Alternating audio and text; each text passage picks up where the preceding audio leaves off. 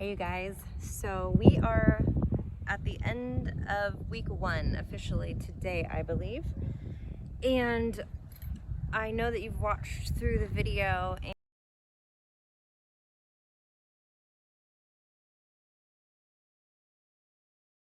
and what we sort of identified in the beginning as what he needed most to feel safe doing, and one obviously being in his body due to some circumstances that he's been in his previous ownership, and even a couple incidences in this ownership that may have scared him and got him a little bit worried.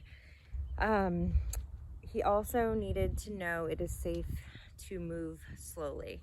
So he, in the beginning, is either on or off. He's either in total freeze state or in total flight, and neither one of those are conducive for learning or understanding that there is actually a space that is safe to be around humans and interact with them and co-create with them. So basically the process that I took him through for that first week was just listening to him in the round pen, and that looked like just identifying what he needed. That was step 1.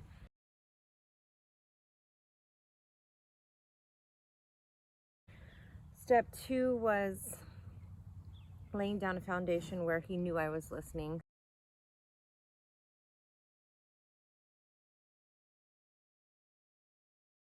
So within that identifying process, the listening piece shows them that something different is happening in previous situations, and that maybe the response that he's giving doesn't match anymore, and that maybe we could get curious about what a response that is made from curiosity, safety, desire to understand looks like, because it feels much better in their body. So once you show them that, they crave it.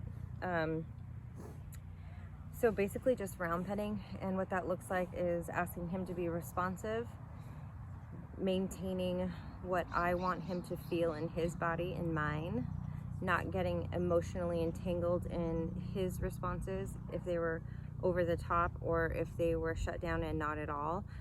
I didn't let my state change. I stayed constant so that he could experience what that was, and I could help co-regulate his nervous system to jump on board and experience the same thing.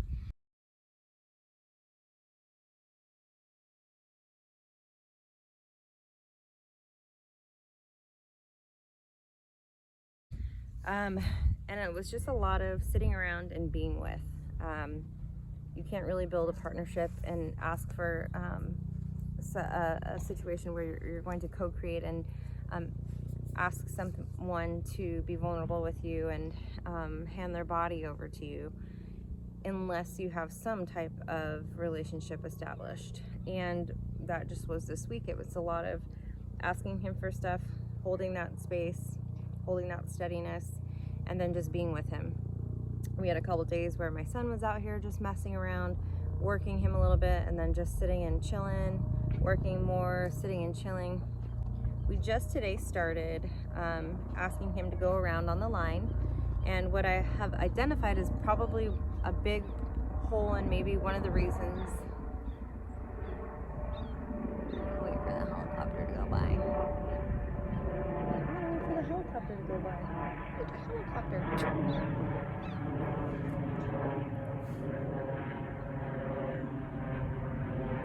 Slow helicopter. It's a slow helicopter.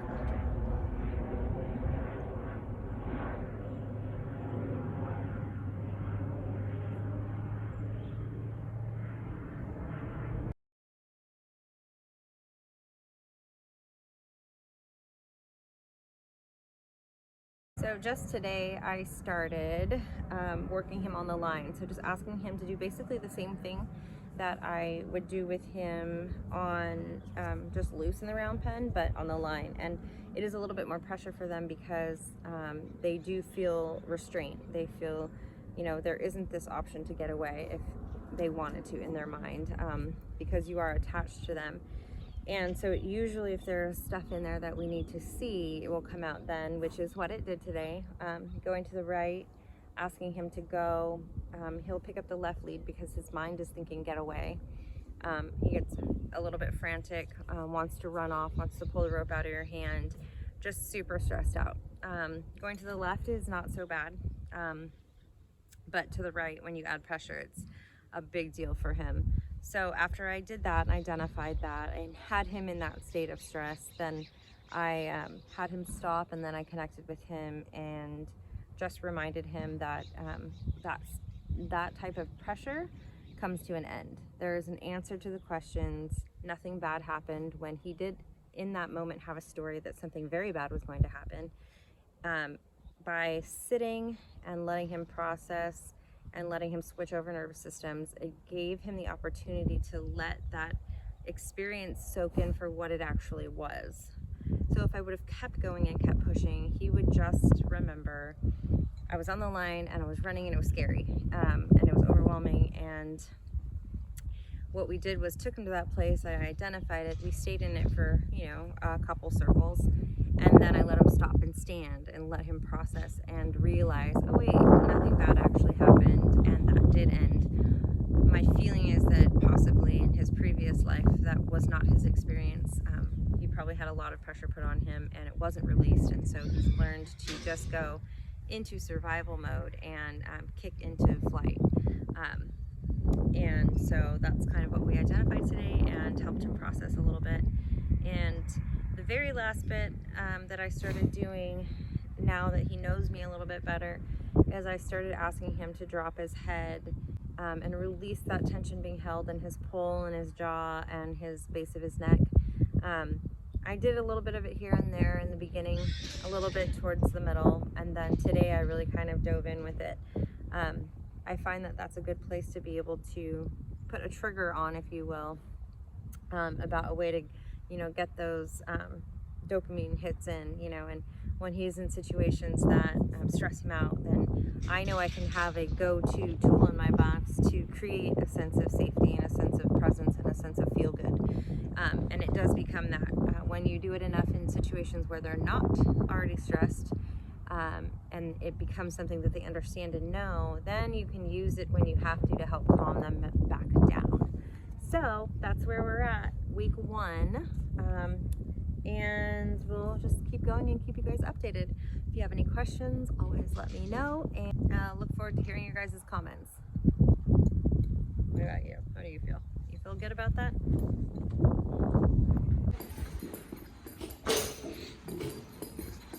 The round pen.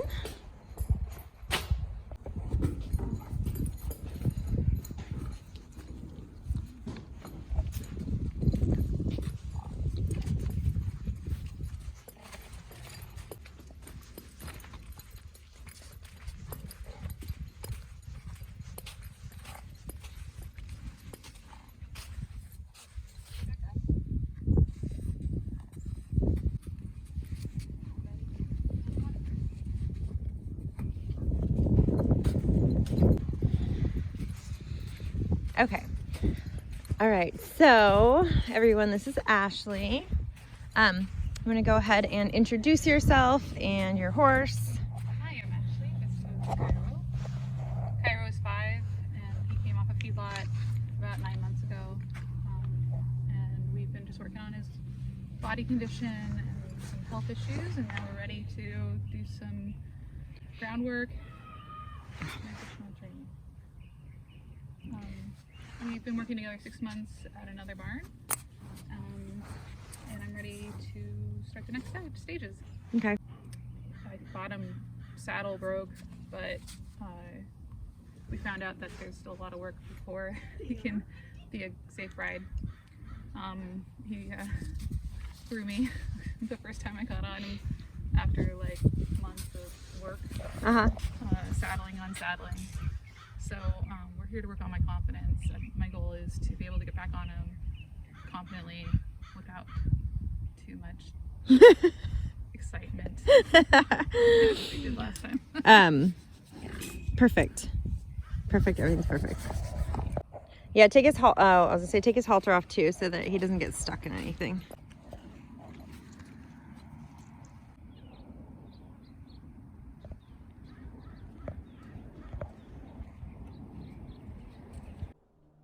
Because I'm gonna be talking to you anyways. Did I hit record? Yeah. Okay. All the things.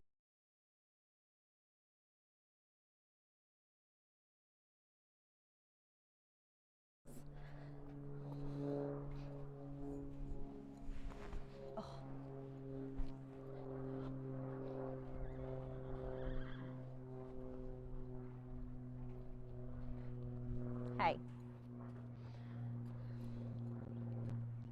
So, I'll start with saying basically the first things I do with them is I treat them like I would treat anyone that I just met. Because we don't know all of the things that he's been through. We don't know his history. We don't know what his little hang-ups are. So for me to get to know Horse or anyone at a level where we can truly connect, I want to make sure I don't just impose myself on them. So the way I used to train, the way a lot of trainers train, is they start to push them around and shove them back and forth. And not to say that's bad, but in the beginning, I just observe. And I'll do a thing where I really ground myself. So I'll feel the sand underneath my feet. I'll take a couple deep breaths. I'm going to check in with myself first to make sure that nothing that I have going on is going to influence any type of connection or communication that I'm going to have with him.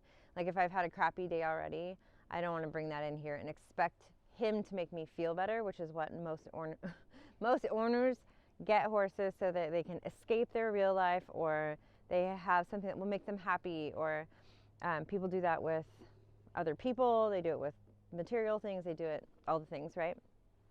So I want to make sure that when I'm communicating with him that I have a really clear set intention on what I want to do today. So what I want to do today is I want to introduce myself. I hung out with him a little bit last night in the stall. And I want to make sure he understands that I'm going to pay close enough attention to what he's trying to communicate that he can actually express how he feels. He gets to say whatever he wants about every situation that we're in together. And he's not going to be met with a repercussion. Nothing he does is going to be bad. Every behavior that can be identified or labeled as stubborn, bad, aggressive, all of that stuff has an underlying thing, and it is at some point they didn't feel safe, and when they tried to express that, it wasn't heard. So they have to switch into survival mode, and sometimes that looks like disconnection, sometimes it looks like aggression, sometimes it looks like whatever it looks like for the horse individually. So a lot of times when I start to do this stuff, once they realize it's safe, they will start to actually express all of the things that needed to come out and had not. So I just let the situation be what it is. What I want to look at the first time I work them is, do they have any coping mechanisms? So talking about the nervous systems, going from fight or flight to rest, relaxation, how fast can they switch back and forth? Where does he stay most of the time? And I also watch for where he holds the tension in his body. So that's just all the stuff that I'm looking for, mostly because he's probably got some stored stuff that he needs to express and hasn't been able to so far. And I want him to know right off the bat that it's safe for him to do that here so that he can release it. That's why your guys' part as the horse owners is so important, because I did this for years where I fixed horses and gave them back, and I always knew that, not all of them, but most of the horses I had major behavioral issues. Like they weren't just, stiff on the left and needed to go off the leg. It was like they were bucking, rearing, and all the things. So it was a different level that you had to be able to get to maintain that, what I had done. So that's why now I don't even do it unless you guys are willing to do it. So one other thing, their first priority is always, what nervous system do I have to be in? Can I relax, or do I have to be on alert? They're always identifying by tapping into your and mine, because right now we would be the herd, where we're at. Where's our autonomic nervous system? How's our heart rate? What is the energy that we're putting off? And that's all just, energy, like the waves of where our heart rate is at, where our thoughts are at. All of that stuff affects them, I think, like 5 times more than us to other people. So they're so tapped into it because for them it's survival. The second priority that they have is, where do I fall into the herd? So I find that most horses do not want to be the leader, but they also know that if someone's not leading, then they could die. And it is that extreme biologically for them. So if you aren't showing up as a solid leader, then they feel the need to take over. And a lot of times people will call that pushy, they call it aggressive, they call it they don't pay attention. But really it's a very scary thing and a scary role for them to have to step into that they don't want to, but they do it because of survival. So so it turns in, it does look like crowding the space. It looks like, they're constantly going to be asking, are you the leader or are you not? Because that's what they do with each other. To be a leader, you do not have to be confident. You do not have to be not scared. You do not, all of those things are kind of, there is a balance within it. You can't fake it. So, but what you can do is be aware of it. Yeah, right now I'm scared. Because within that, you're aware and there's no resistance. That makes you feel safe to them. If you say, I'm not scared, and you are terrified, they can feel that there's a discord and they don't want to be near that. That doesn't feel safe to them. So a lot of times it's just identifying it and calling it what it is. And that's when you get into the personal side of it is, people don't want to say, I'm scared. They don't want to say, I'm sad. I don't want to, any of those things. But, we dig deeper in that on the human side of it. The signs of them being in that parasympathetic nervous system, that rest, relaxation, restore, is soft eyes, relaxing the head down, licking and chewing. Each horse is individual, and so I try to pay attention to specifically what their stuff is for them, and I want to make sure that I acknowledge every time they get vulnerable and let down. So what people don't realize sometimes is what a big deal it is for them to do that, especially with a new person, because he doesn't know me at all. So I want to make sure that he knows that I've seen it and I'm thanking him for it, and then move forward in between. Did you like that?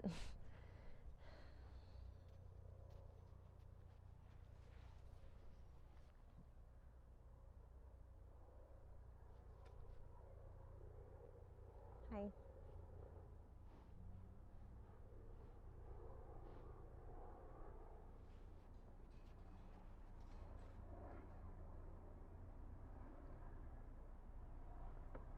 It's your holder.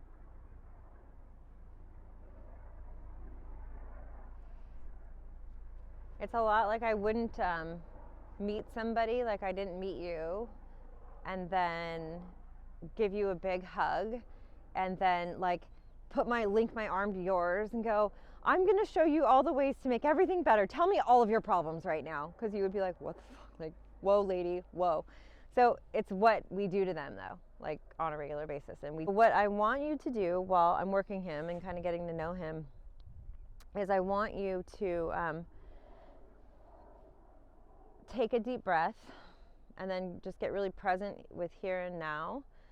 And as I'm working him, I want you just to notice thoughts that pop up for you. So as he's working, I want you to, anything that pops up in your head, like any, mostly the feelings that feel kind of big for you, or anything. Just watch your thoughts. Usually I have you guys journal, but I forgot that part. So right now you can just verbally say stuff out loud. If there's something about what he's doing or what I'm saying or anything, anything like that, just let it come out and just notice it, because you'll start to notice a pattern. And the most powerful thing that you can do with them and with this is just build your awareness, because that's like everything. And that's just the first part of it. So I'm just going to ask him.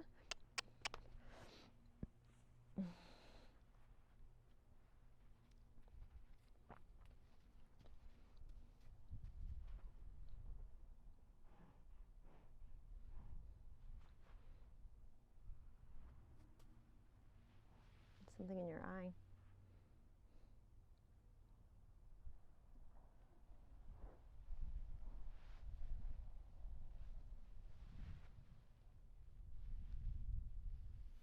Got it.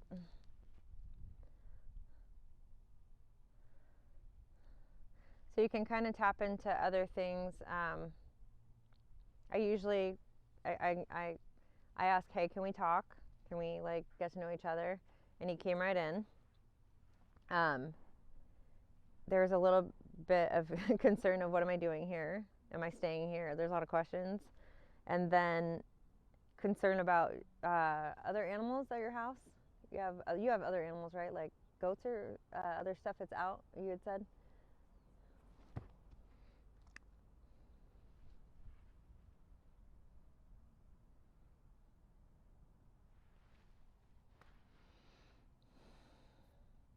I know, those bumblebees are everywhere. They're like falling from the sky right now. They keep landing on everyone.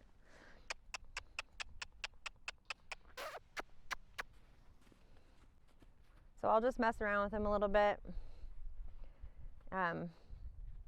Checking in on, responsiveness. Is he responsive? Then I can watch him move. Yeah, it's good. It always worries me when the horses barely go around, because then you know that they're bottling everything up. And then a good indication of those types of horses is when they actually start to do stuff. I'm like, oh, there they are. They have some life in there. Go that way.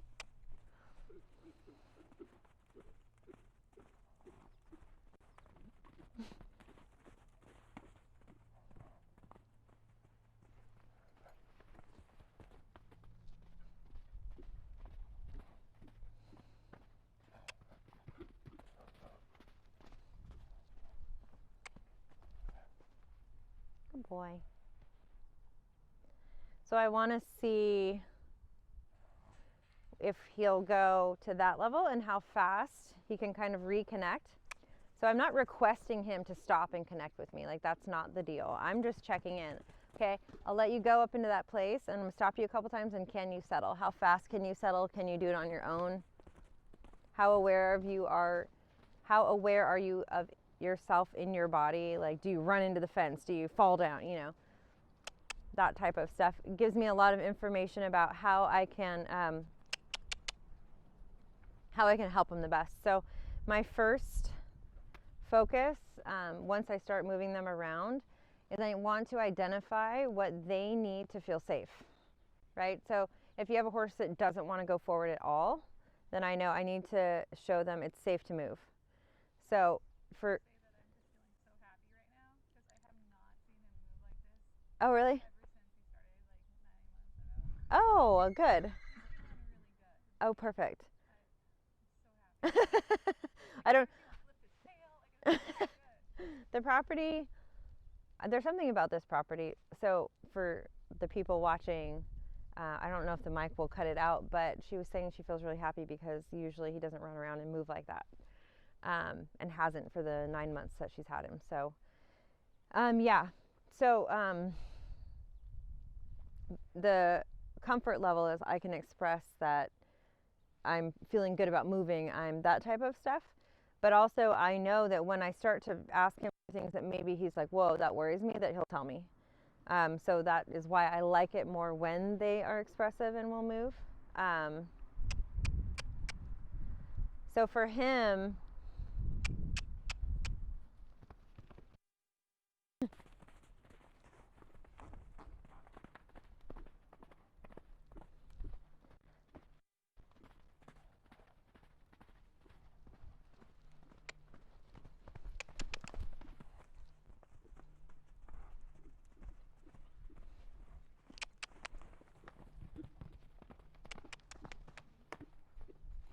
oh boy. So I like that even when he's up, he's still aware of where I am and is willing to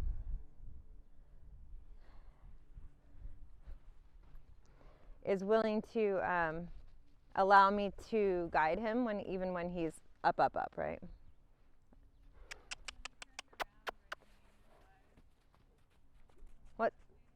What's that?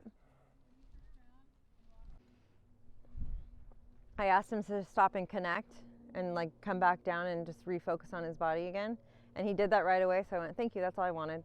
And I walked away. Like, I'm just, yeah, like that's all I wanted. Like, I'm not coming in to ask you to like tell me all your problems, but just acknowledge that I am here.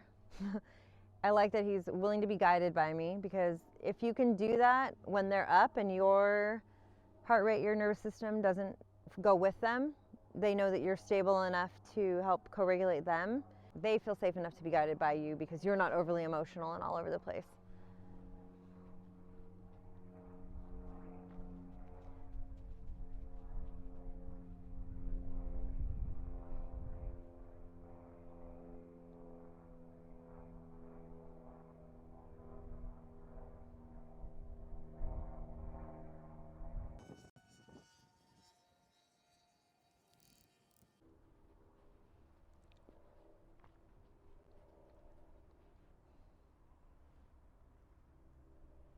When he connects, even if it's for a minute, I say and set the intention of thank you. Like, that's just thank you. Like, we're just getting to know each other. It's like, oh, so what do you like? What do you not like? Like,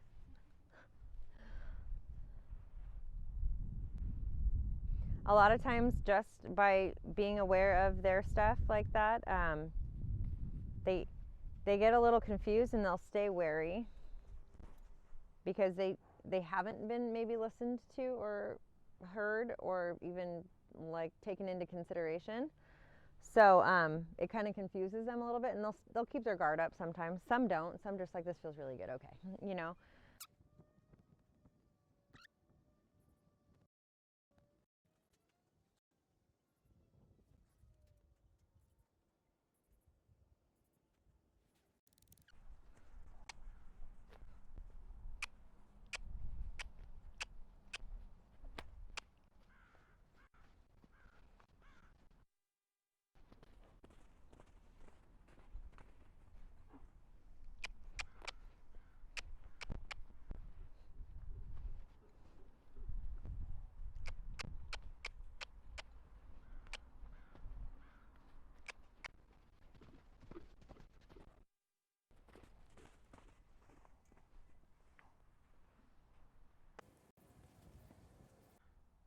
A lot of trainers will say, make them pay attention to you, make them pay attention to you, make them pay attention, keep their attention on you.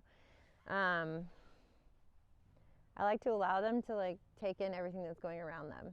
Like, I'm doing it, why would I want to take that from them? I don't want to control them. I want them to be willingly guided by me.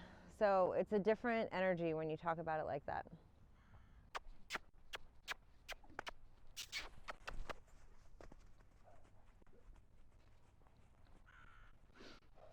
Good boy.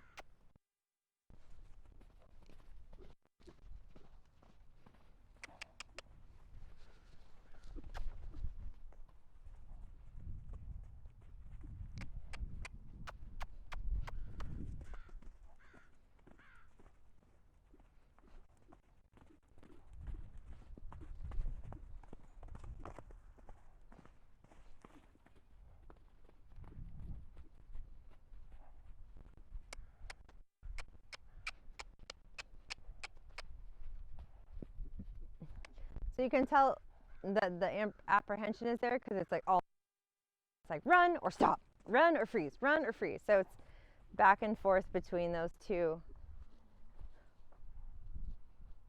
So ironically, I'm going to identify what he actually needs to feel safe doing is moving, which doesn't sometimes looks like maybe that doesn't make sense. Because it actually worries him to move, because it's not in a relaxed manner. So it feels mostly like it's not safe to move. I feel like feels safer for him to stand because he can take it all in, and I like observe things. The movement is happening because the energy is there, but while he's moving, it actually stresses him out. That's why he gets more and more worked up. So for him, I would identify, what do I need to give him? What's going to best serve him in this? All of this stuff is to hold space for him to learn and experience safety and movement. Like, you don't have to run, you can move and it can feel safe. So what I also say to people is that my job is to not avoid the things that he doesn't like. It's to have him do, and you guys, do the things that are uncomfortable, like the movement. But I have to be in a place enough where I can hold a space of neutral, so that while he's experiencing the thing he thinks is scary, his system can be regulated by mine. So he can experience safety within that thing kind of repeatedly. While they're in that flight mode, they can't actually absorb what's going on. So it kind of just, so that's why having him do the thing that worries him and then stopping in between and letting him go, oh, so I didn't die and actually nothing bad happened. And then if you let them sit long enough in it and they can switch over nervous systems, you actually can rewrite some new neural pathways, which are the automatic responses that he already has set in place. You can rewrite those. So his default is not run and be scared. It's like, what do I need to do? It can give him the ability to pause and actually look at the situation for what it is, instead of kicking into that autopilot like he's had to do probably before.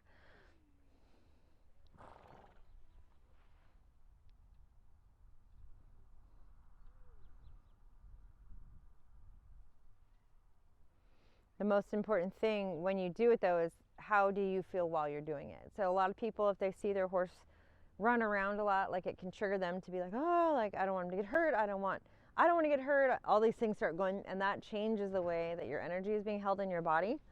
And so then all that it does is it reconfirms to them, see, it's not safe when this happens.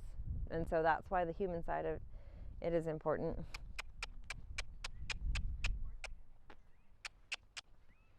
So he can say, see, I told you it wasn't safe.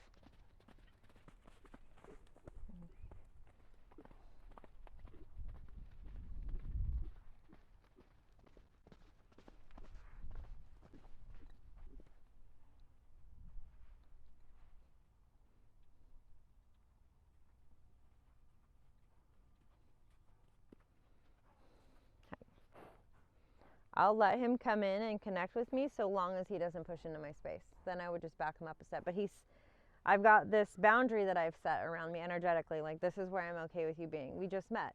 I don't know you. Just like I'm not going to encroach in your space, I don't want you to do that either. So there's this boundary set around me energetically that I'm like, this is where you go, this is where you don't. So every time he's respected it, which is good. Which is good. Please don't sneeze on me.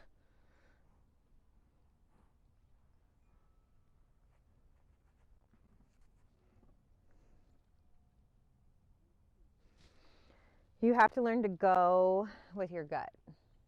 This is where someone would go, but look, he's in your space now.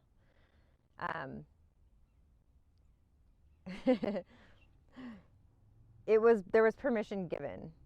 So it's, did he come in and just barge into my space? No, he stopped there and we connected, and he was like, I feel good being here. I want more of it. I want to be closer to it. So it was like, okay, sure. Right? Like, you have to gauge what it feels like in the moment. If he were to run in and step right here, then I wouldn't, right? But there was a pause, there was like a whole thing, and then it was like, I want to be closer to that. It feels good to feel safe. So I'm just letting that marinate, because it's the first time we met, right? So I'm reestablishing every time. I'm not going to always come out here and request things of you, right? Like, I'm feeling out the situation, I'm getting to know you, I want to see, how connected are you? How willing are you? How safe do you feel? How fast can you help yourself? That kind of stuff. But I'm not saying you need to trot 10 times around and stop in this spot. And, there is no like agenda. It's open for what can be experienced. It leaves it safe for him to do the same. Like, I want to create curiosity. Instead of that defensiveness that sometimes if you come in too hot, you can create, because it's like, I don't even know you and you're pushing me around. And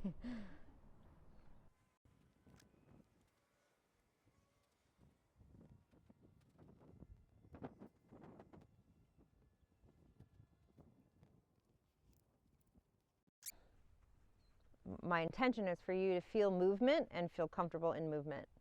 So it was like 4 steps of a trot that was pretty relaxed. And I'm saying that's, you know, there's like an attempt to like get that done and experience it in not a frantic way, right? And that can be enough. It's those little bits and tastes of that stuff that is what builds.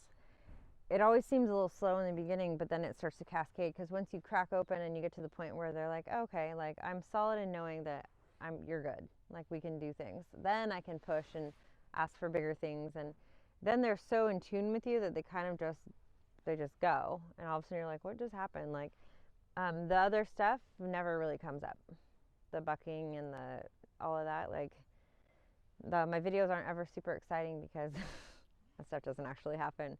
And because of the steps that we go through, you know, to get to the mounting process, it's so aware of how they're feeling every step of the way that you don't get surprised. Like, you don't get on if your horse looks worried. A lot of people still get on. They see their horses. I see those videos on Facebook and I'm like, why the fuck would you?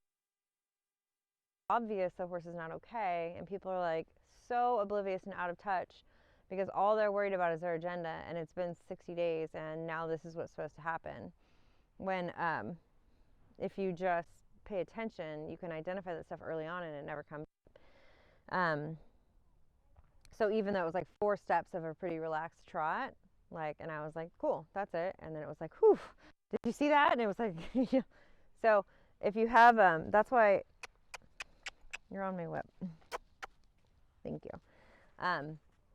That's why some of the groundwork videos and stuff, people really want the step by step. And then what do I do? And then if this happens, then what do I do next? And if this happens, what do I do next? And it's like, you know your main goal and you know the framework and you set the intention beforehand. I know that my intention is to show this horse, let this horse experience safety and movement, and making sure that he knows he can connect with me. He can tell me when he's worried about something and I'm actually going to pay attention. And those are really, at this point, like my goals that I would, every day, every time I'm around him, it's me re-identifying for that day, what does this horse need to feel safe today, right in this moment, even if it's moment by moment, because it can change as you're doing new things. So it's just re-identifying over and over. But what happens is people, given the opportunity to look at, because you really are something that's resistant to it, unless you for yourself. People fake it all the time. I give and give. There is a realization that I had like 2 days ago, I don't remember, 3 days ago, that I was talking to somebody and we were having the conversation, and he had said, I'm a giver in relationship, and people get spoiled, and I think that's why I get taken advantage of. And then I had said, well, that's interesting, because there's a lot of people that I know that are givers. They want to do you as and you look at it as a very virtuous quality, because it is. But then you have to identify, but can they? You're getting back as people that are only taking from you. It's because it's being reflected back to you, because you're not actually giving to yourself. So there's the question I would ask somebody like that is, are you worthy of receiving? Are you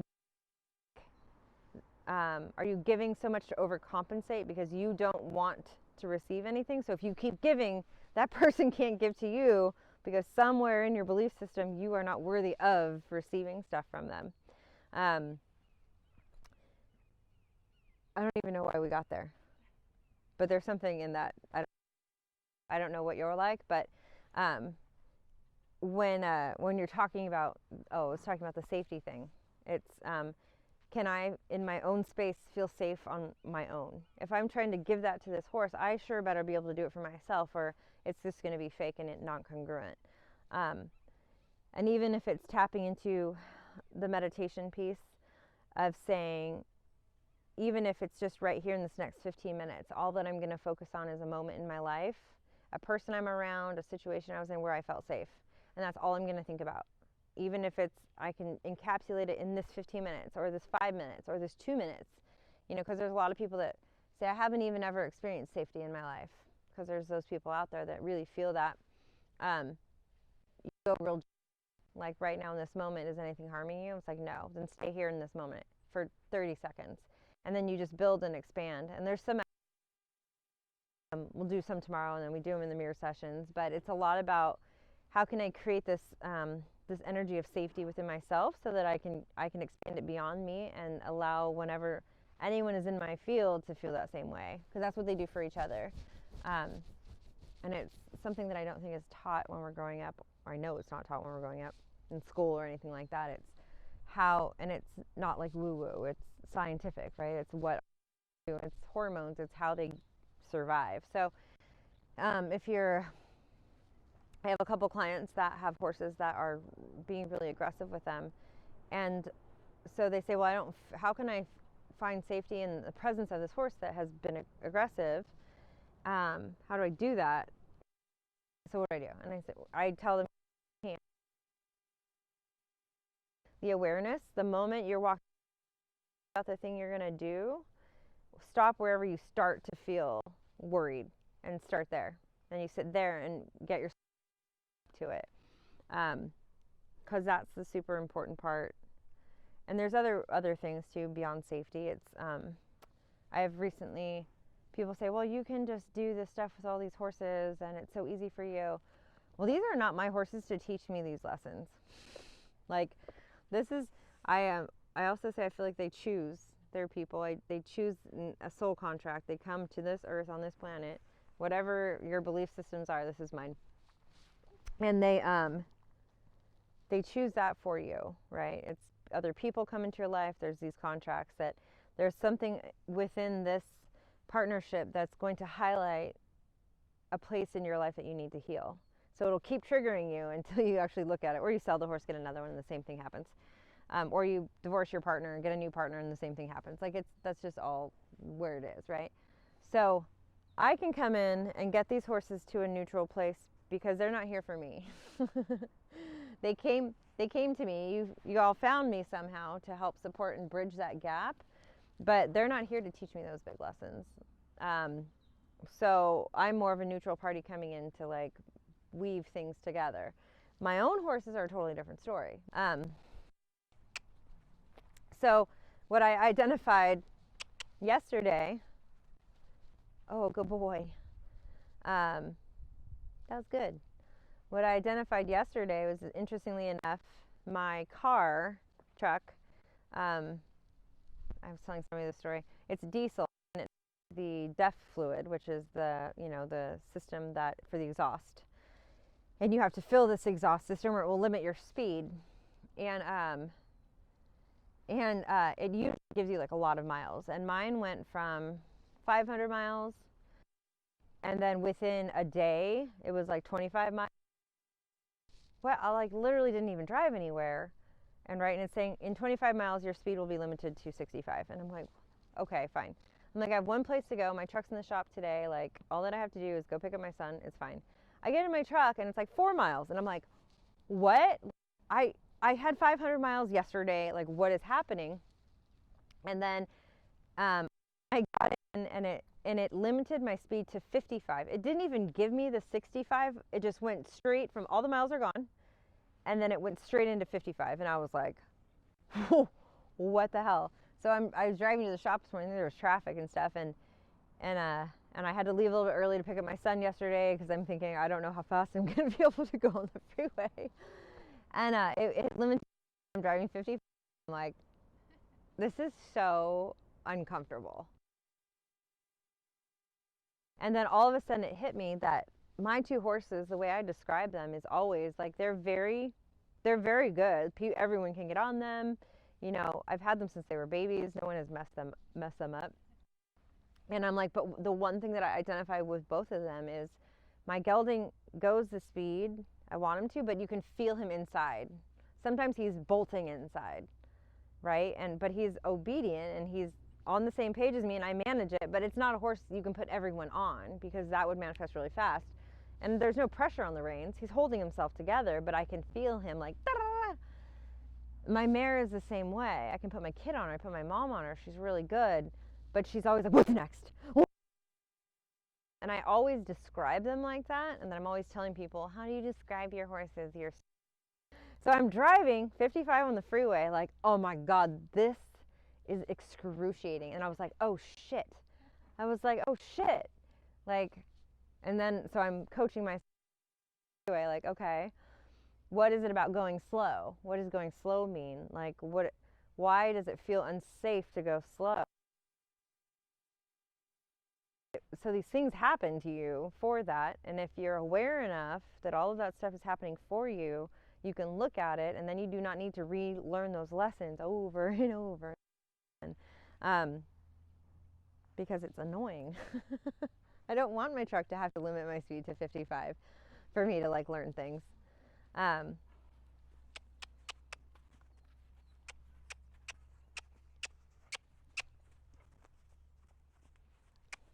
So now I'm gonna say 3 times he's given me a nice, even, pretty relaxed trot. That's where his comfort level is. He's like, that's what I can handle right now. So before we end, I'm gonna say, I'm gonna push you a little beyond that. I'm gonna dip you into your discomfort, and I'm gonna hold the energy of safety and let you experience it, with pressure. A little bit of, I want you to keep going when you want to stop, even if it's like 2 steps, so that they can start to learn pressure isn't bad or it's just a request, right?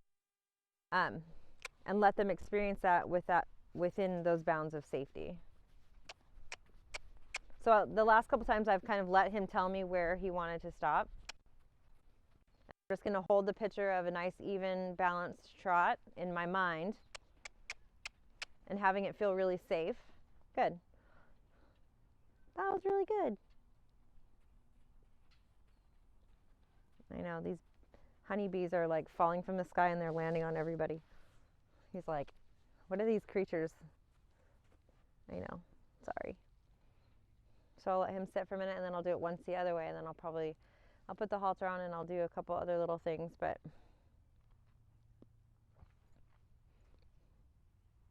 I know. Once they start to realize that they can get things right, it becomes fun for them to interact with you. When it's not like, here's my agenda today, this is what we're going to do, and this is how you're going to behave, and if you don't, you're going to get lots of pressure until you do what I want, and then all the pressure will come off. It's like, you start to think about how ridiculous that is, and like how nothing really learns that way and keeps their personality and who they are. They have to shut down something to be able to function like that for long term, which is not what I want. I don't want robots. Like, we don't need zombie horses here.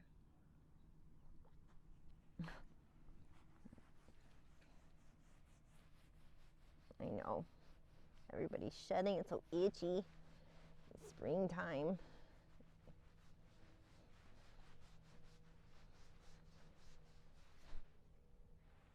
Everybody's getting me hairy. I'm having to wash my jacket like every day.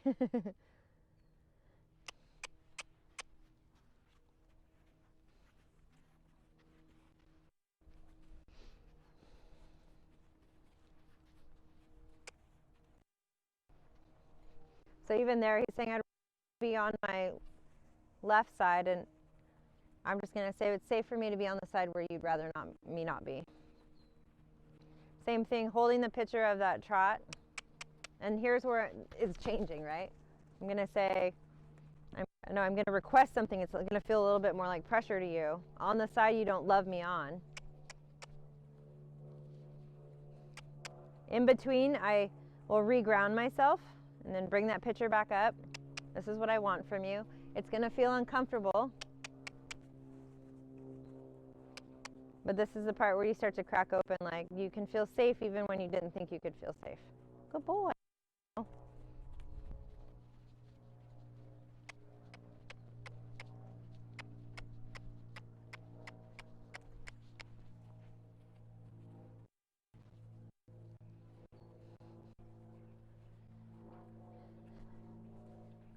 So because he's kind of told me he doesn't love me on the right side, I'm just going to spend a few minutes matching steps with him He's like, that's too much. I don't want you up in my space. Stop paying so much attention to me. And I don't even necessarily some people get so wound up in like trying to do it exactly. It's the intention, it's the connection, it's, I always say that because some people take it real serious. Like, I can't keep up, my legs are too short. All of a sudden they're 90 miles an hour. You're like, just walk with them, okay?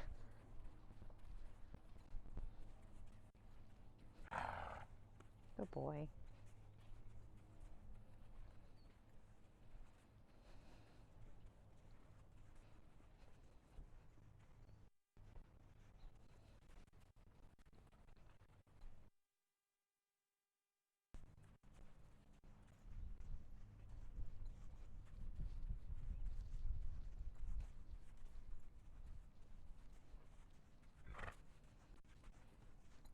So allowing him to experience me on the right side. There's a little bit of pressure. I'm moving. He doesn't necessarily know what I want, probably. But he's realizing the energy of it is safety. And so that's why he's getting the sneezing. His nose is running. His eye is softening. He's giving those releases. This is where he can absorb, not when he's like, rah,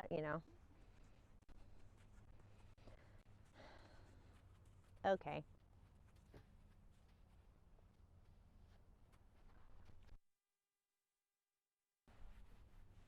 What's that?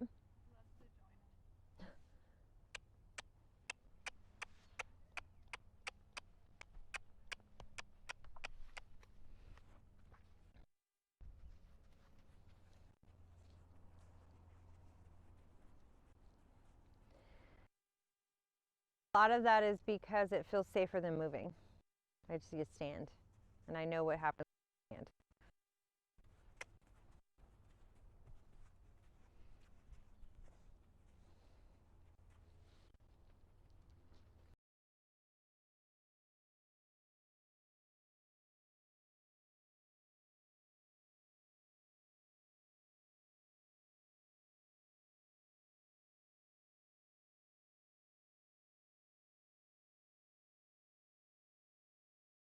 The one other thing that I'll start doing with him right from the beginning is I put in certain triggers for them to get those, the relaxed responses. And I do it with something really, and as I go through their body, there's places that they're triggered where they're storing stuff, especially when you're saddling with a cinchiness or saddle pad stuff or anything like that. You can go back to this stuff. So the first thing that I start to do is I just work on dropping their head, and I don't do it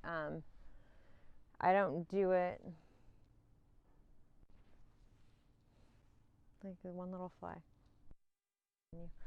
I don't do it like, my intention is not to get to their head all the way down to the ground. It's like the amount of pressure that I put on is like this. And they give themselves the release. Most horses will hold a lot of tension at the base of their neck, behind the poll into the jaw, and then it trickles down into their lower back. It's real serious about these flies. But this can feel really confining to them.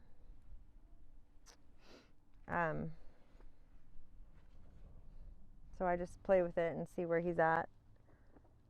And you think about, you're asking them to allow you to manipulate their body. So if horses already have stuff that's real stored up in here that they don't want to let go of necessarily, like old stuff, or get a little bit defensive.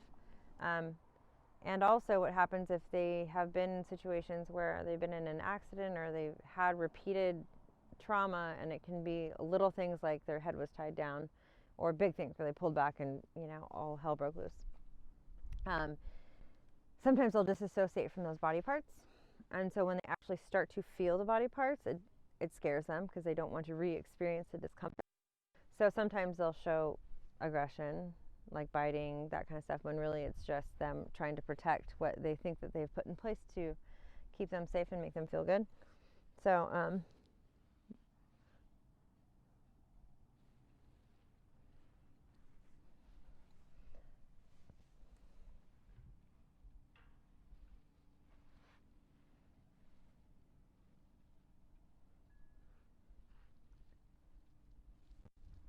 You are so sensitive.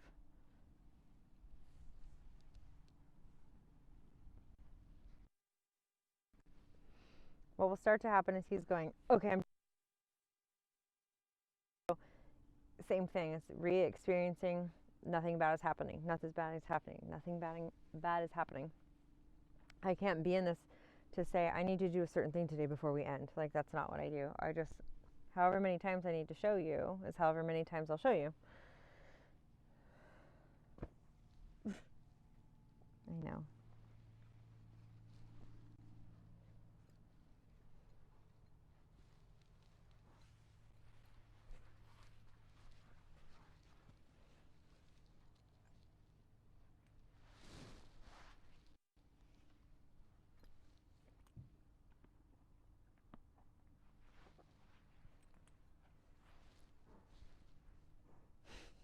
You can get it.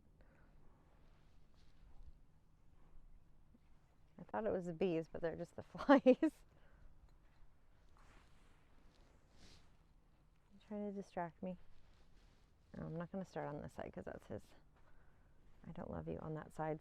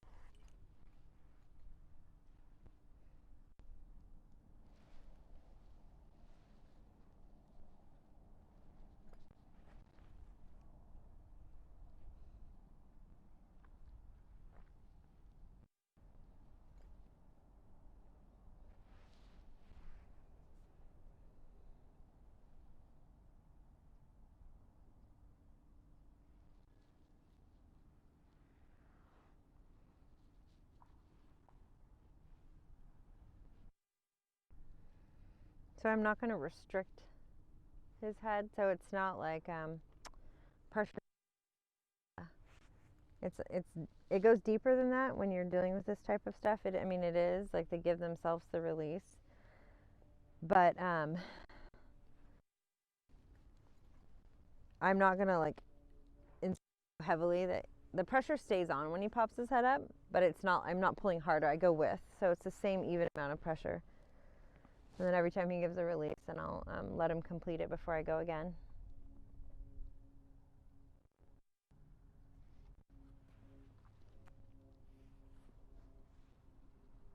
He was like, well, I don't know if I want you on that side either now. Maybe you should.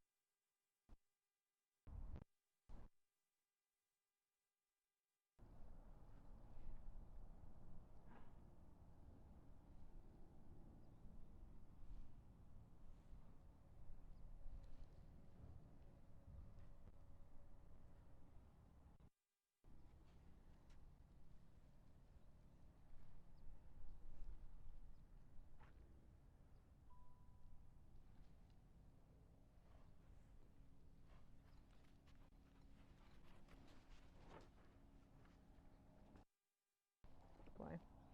So that was more of the, I'm going to hold you in this place of discomfort for a couple steps. I'm going to keep my energy the same while you're experiencing it, and then let him come over to the other side and go, oh, like the mouth, nothing bad happened. So what starts to happen is this becomes a trigger for them to release all that dopamine and the feel-good relaxation goods. So you get into any situation where they start to get stressed, you can start to do this, and then it'll immediately trigger them to go, oh, okay. So while you're saddling, if you feel they seem tense, you drop their head down and you wait until they're balanced out, and then you keep going. So when you get on, this is what they look like before you even take a step off. Like there is no anything. It's literally like you're walking off on something that's done it 1,000 times.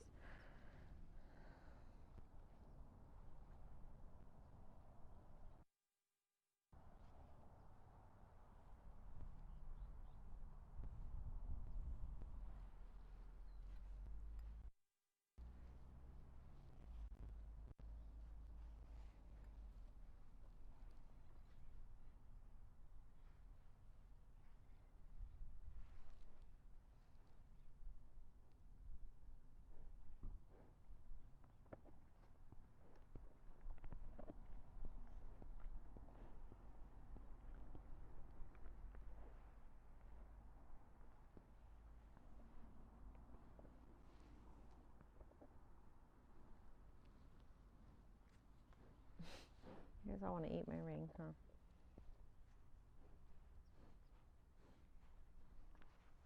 You can't eat it, sorry.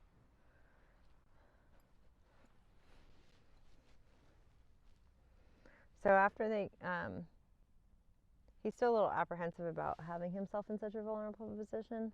Like he's doing it and he's getting, the releases are there. But they learn to like crave it, and then they want to feel that relaxed. And once they experience it for long enough that it doesn't mean they're letting their guard down and then something's going to happen. You know, it's like, it just becomes a way of being for them.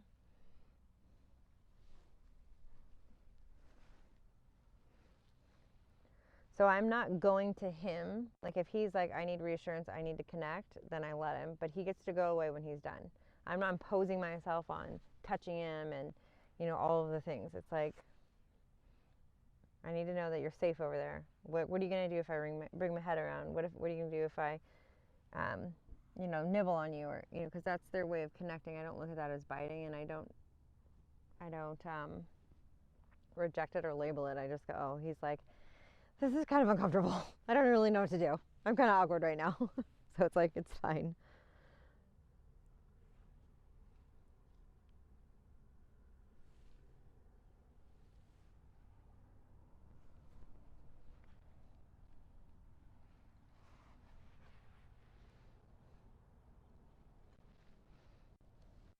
So the next thing I'll do, which I wasn't really going to do, but I feel like he kind of needs it, is I'm going to go laterally and see if I can get him to release a little bit in his neck and his body to give him a little bit of relief.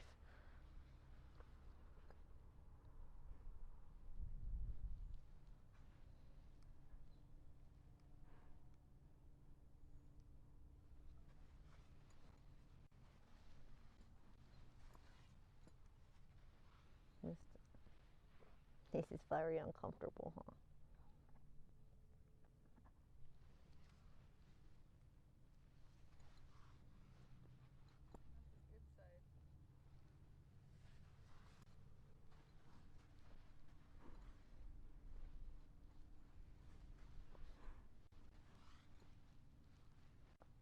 Ooh. Ooh.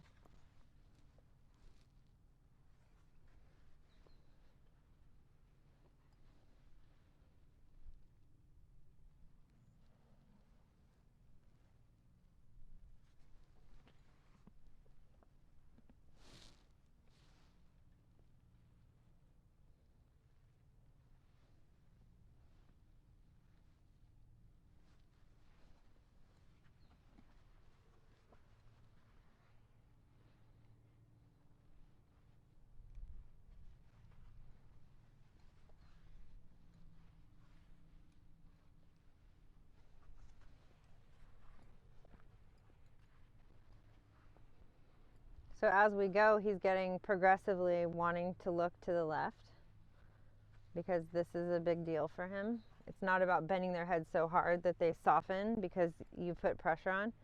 It's about, see how his head is starting to even turn to the left? It's about actually releasing. They fake it with people. Man, they fake it. They go, oh, I'm so soft, which is not what we're looking for. We're looking for connection on this side while I'm asking him to do something that's vulnerable, which he's like, I don't do that. We don't do that. I don't want to do that. So I don't pull harder. I don't bend deeper. Just enough to get a blink, and then I acknowledge where he went. I'll go more the next session, but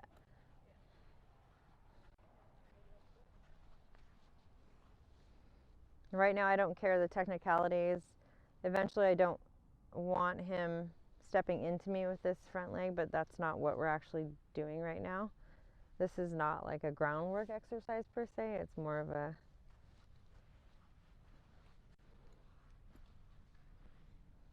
it's like a deeper emotional thing for them that we're dealing with.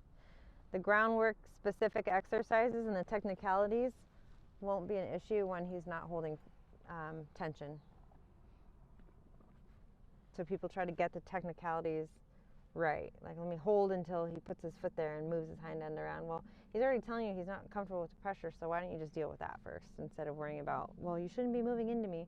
I put my hand on him and it keeps me out of the way until they kind of go, okay, I can kind of accept that you're over here asking me for something. We'll just do like 1 or 2 things on this side and then leave. Then you can be done. You can be done.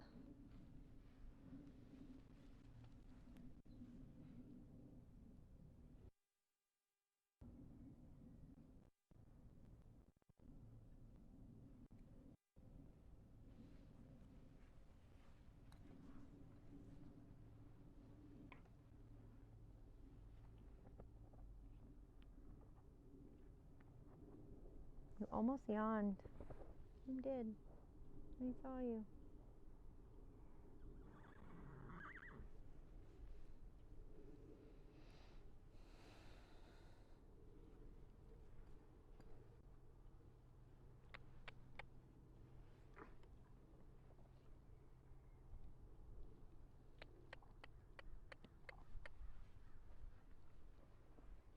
Like fighting it. Right in here.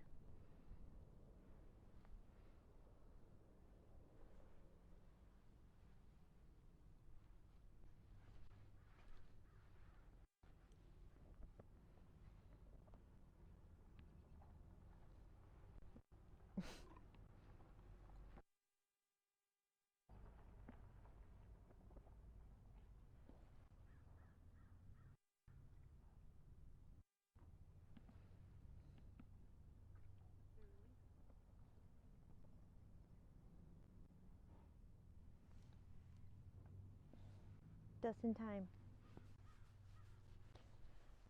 Do you have any questions? Oh, I have a lot. I think that was answered. So what I would encourage you to do, I'm going to let him hang out here for a little while. Yeah. And then I'm going to get my horses done. And then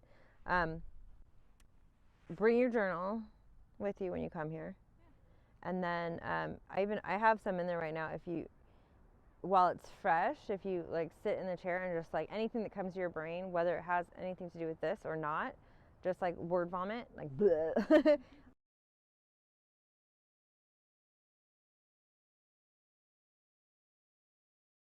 Even words that come to your brain that don't even make sense, like write them down and like sit in the chair out here with him and just like anything that came to you today. We don't even have to talk about it, but just get it out on paper, and then we can dive deeper on it whenever we need to. Yeah, I have it in the car. Perfect.